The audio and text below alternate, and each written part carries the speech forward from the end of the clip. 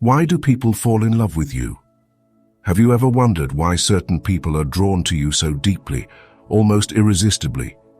Is it really about your personality, your looks, or your charm, or could there be something much deeper happening beneath the surface? Carl Jung, one of the most influential psychologists of the 20th century, believed that love is not random. In fact, people fall in love with you only for two profound reasons, and both are rooted in the deepest layers of the human psyche. In this video, we will explore Jung's fascinating ideas on love, projection, the anima and animus, and why people are magnetically pulled toward you, not for who you appear to be, but for what you represent in their inner world. We'll dive deep into the unconscious forces that shape romantic attraction and reveal the two profound reasons why someone truly falls in love with you.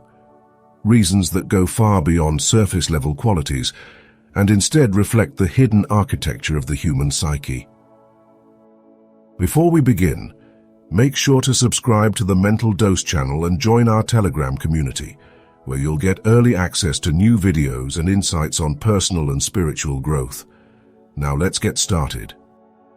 We often like to think of love as a magical accident, a spark that ignites without warning.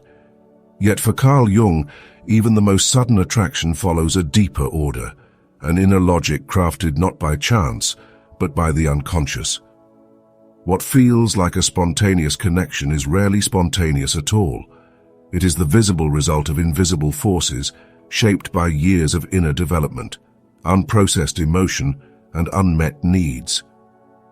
Behind every instant bond is a structure, a silent architecture of the psyche, that guides us toward certain people and not others. And this is where Jung introduces the idea of projection. Each of us carries hidden images within, fragments of who we are, who we were, or who we long to become. These images are often repressed, denied, or lost in the shadows of our unconscious. But they don't disappear. They wait, and they speak to us through others. When we meet someone who resonates with these inner fragments, we feel drawn to them in a way that seems mysterious, even magical. But it's not them we're seeing. It's a part of ourselves reflected in their presence. Imagine a person who has spent their life being cautious, reserved, maybe even fearful of emotional exposure. When they meet someone bold, expressive, and unapologetically free, they may feel captivated. That feeling is more than admiration. It's resonance. That other person embodies something dormant within, a potential that's been buried under years of suppression. The attraction is real, but the true force behind it is the unconscious, responding to what it needs in order to evolve. The same is true in reverse. Someone might fall in love with you not because of your visible traits, but because you unknowingly represent something they lack. A trait, a quality, an emotional tone they've been unconsciously searching for. You become the missing piece, the living symbol of a part of themselves they have not yet developed. Reason 1, you represent something they lack.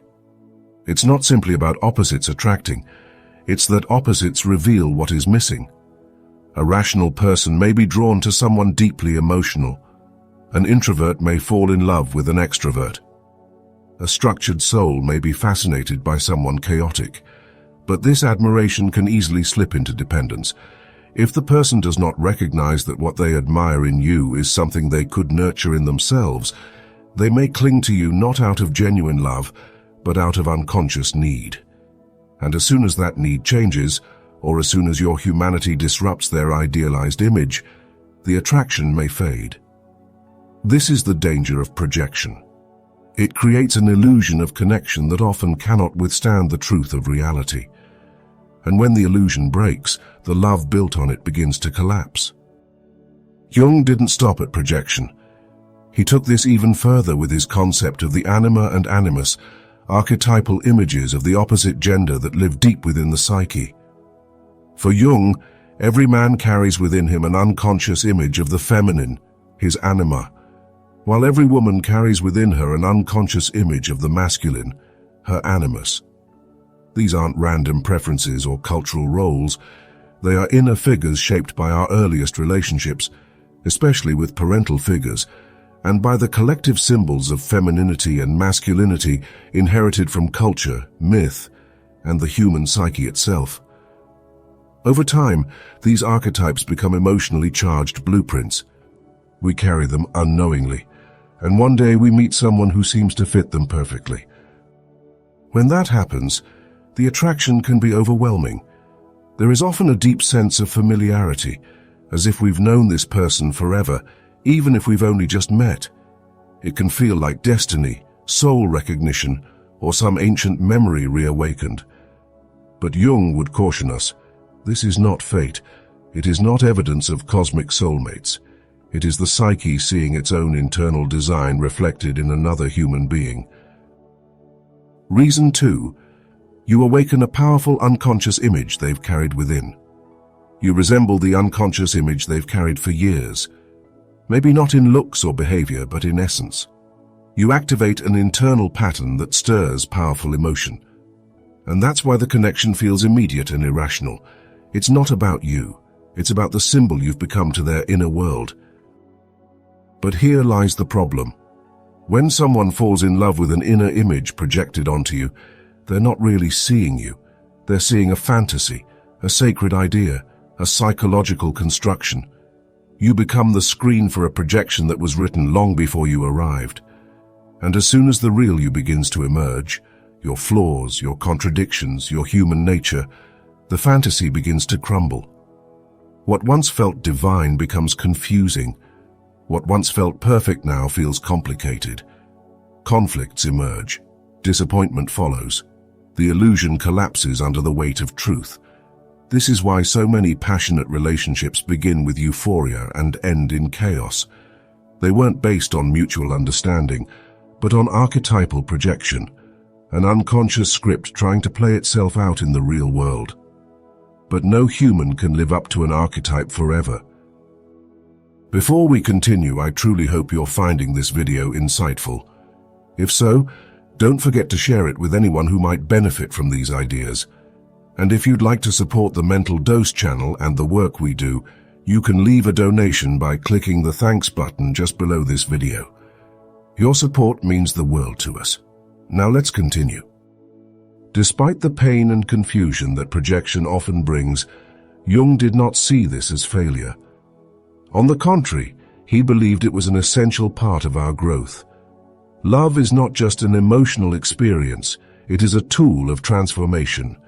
Every person we fall for becomes a mirror, and what we see in them is what we need to see in ourselves.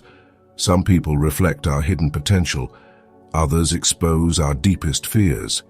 Some awaken our creativity, others our insecurity. But all of them serve the same psychological purpose: to accelerate the process of individuation, the journey of becoming whole. When someone falls in love with you, they may believe they are seeing something magical in you, and they are. But the magic lies in what you awaken inside them. You are not just a person, you are a symbol, a turning point, a psychological invitation. And the same is true in reverse. The people you fall in love with, especially the ones who shake you, who change you, who break your heart, they are not random. They are carriers of meaning, catalysts for your inner evolution. Some people come to awaken what's dormant in you. Some come to teach you what you've refused to learn.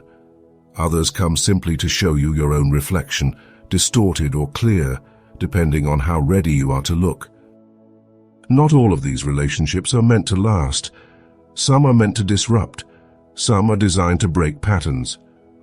Jung called these encounters synchronistic, events that are not logically connected, yet deeply meaningful. When someone appears in your life at a precise moment and evokes powerful feelings, it may not be coincidence. Your unconscious and theirs was ready. And the meeting itself was a sign that change had already begun. These are not mistakes, even the painful ones, even the ones that leave scars, especially those. So, why do people fall in love with you? Because you either reflect something they desperately need, or you activate something they have forgotten. In both cases, the love is not really about you. It's about the self trying to evolve. And the same is true for you. You fall in love with those who mirror your missing parts, those who resemble your inner images, those who, knowingly or not, carry the key to your next chapter of growth. But if you don't recognize these patterns, you risk staying trapped, attracted to the same types, repeating the same relationships, chasing the same illusions. You might believe you're unlucky in love, when in fact your unconscious is simply trying to teach you something you're not yet ready to learn. Jung would say the answer is awareness. Once you understand your projections, your inner figures, your patterns, you stop looking for someone to complete you. You start becoming whole within yourself. And from that place, love transforms. It's no longer based on fantasy or fear. It becomes real, grounded, free.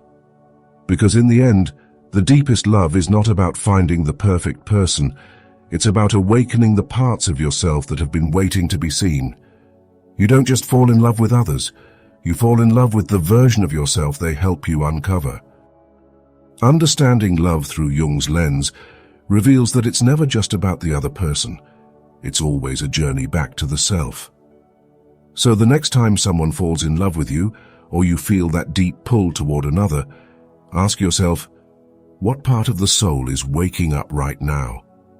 If this video made you reflect on your own experiences with love and connection, share your thoughts in the comments. I'd love to hear your perspective. And don't forget to subscribe to Mental Dose for more deep, thought-provoking content about psychology, relationships, and the inner world.